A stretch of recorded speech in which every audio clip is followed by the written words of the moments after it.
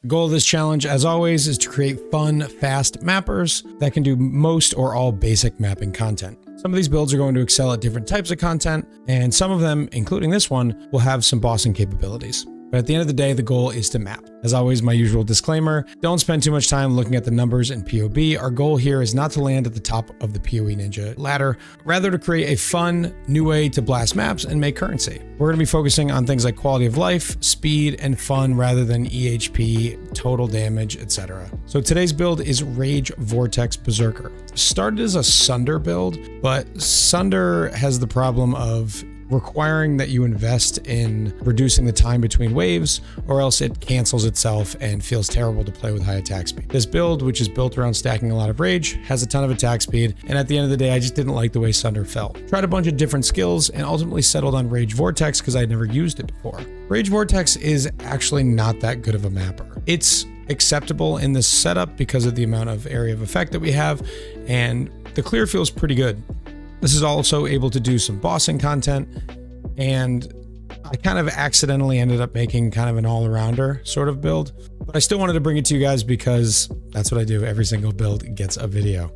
So let's jump in. We'll talk about the items, the gear, the gems, and see why this is a pretty good build, but maybe not necessarily as a speed mapper. Okay, so this build was essentially built around this weapon. The Captain's Primacy item is something that is effectively a rage stacking weapon. It gives you built-in culling strike, rage on critical strike, no more than once per 0.5 seconds, and then physical damage as extra fire damage per 1 rage. So 100 rage would give you 100% fizz as extra fire. So we kind of lean into that fizz as extra fire element. This is not a very good axe unless you are fully building into it. The nice thing about an axe like this is it's so cheap that it was trivial to find really good implicits. You can get things like inspiration, fortify, attack speed, physical damage, percent physical damage.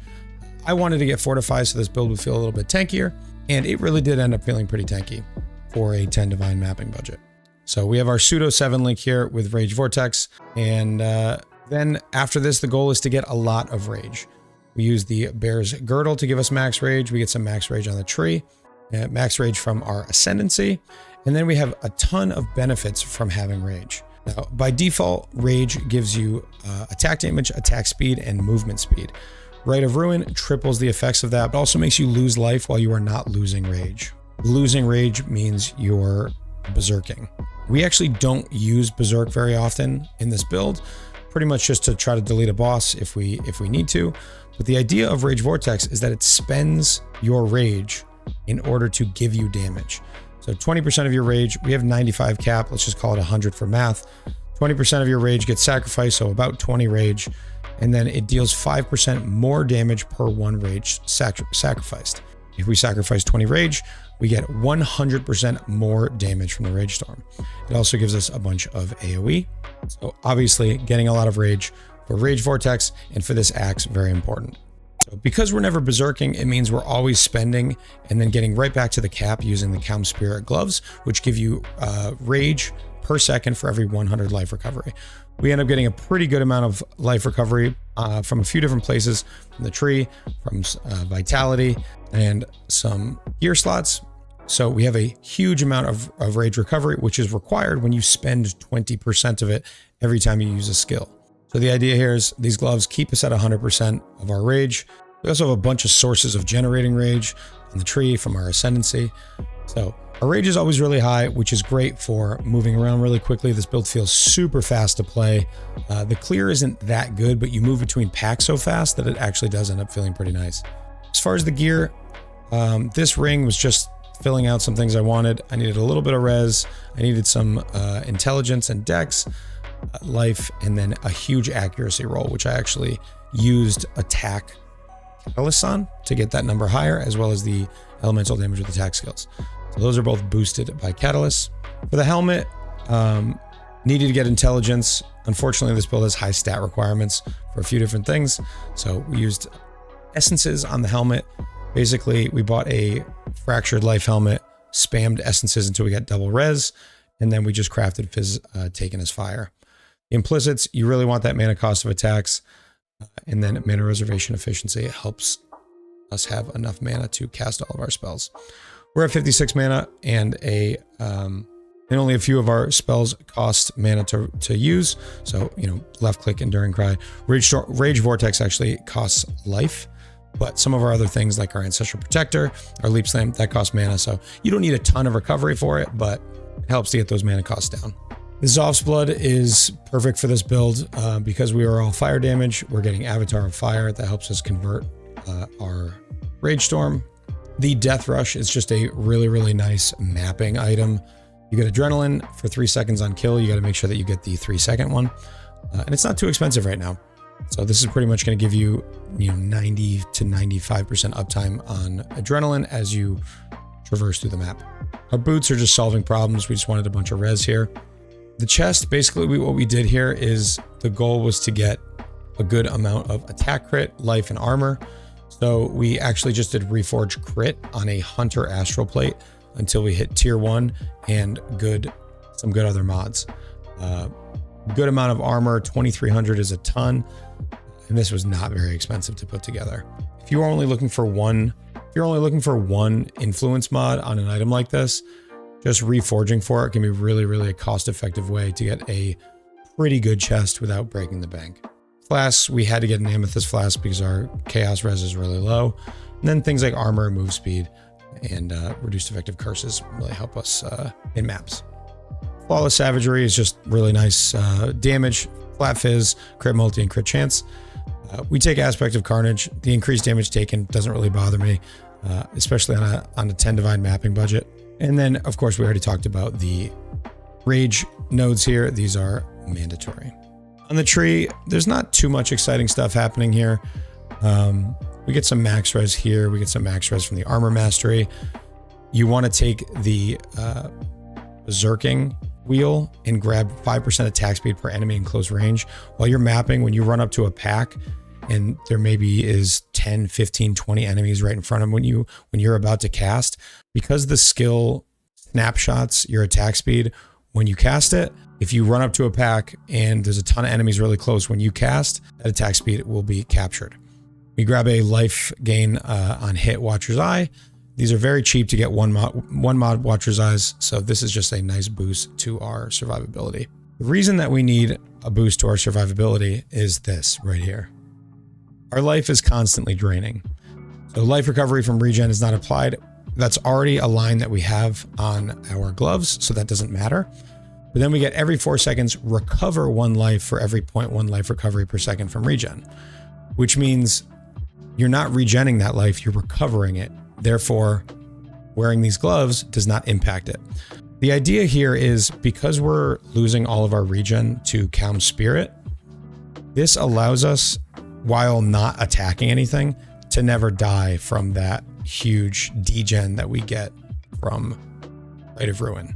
So we get a massive amount of life recovered every 4 seconds. It would heal us to full if our degen would allow it. So every 4 seconds we have full life. So that's why this looks like this. Now, if you want, you can hit a life flask so you're not degenning.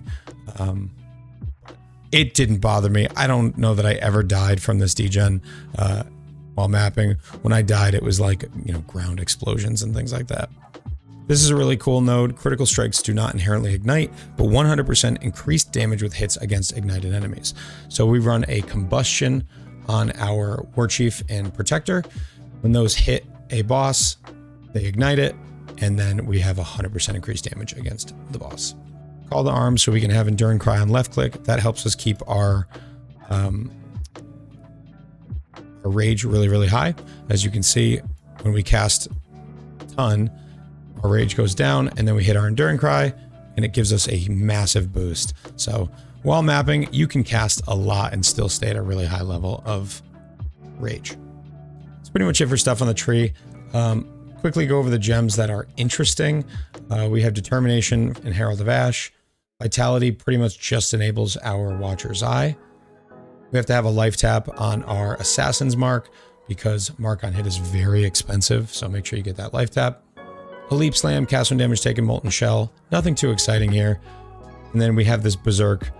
Every once in a while, when we're up against the boss, we'll hit our Berserk, get really, really strong, and it will snapshot the damage. So if you Berserk and immediately cast your Rage Vortex, it'll snapshot whatever amount of rage you have, plus all the extra damage from Berserk. Problem is, don't use it very often because, as you see, we lose all of our rage and then we have to get it back. While you're fighting in maps, it's not too big of a deal, but you don't want to use it too often. So that's pretty much it. I didn't talk about everything in the build, but if you have questions, you can stop by my Twitch. This was a really fun build. It was not as good of a mapper as I had hoped, but it ended up being a much better bosser than I expected. So it kind of evened out. Now, for the 10 Divine mapping series, it's probably not going to get an A+ for me because it wasn't that fast of a mapper, but it was a fun build. And for 7 Divines, which was my total cost, if you like this playstyle, this was a really good build. That's going to be it for me. If you have any questions, stop by my Twitch, twitch.tv/AER0__. I recently went full-time content, so I'm going to be streaming a pretty consistent schedule of there starting pretty soon. If you want to support me financially, you can stop by my Patreon, click that link in the description, or you can just like this video, comment, and give me a subscribe. I appreciate all of you so much. Thank you for watching, and as always, take care.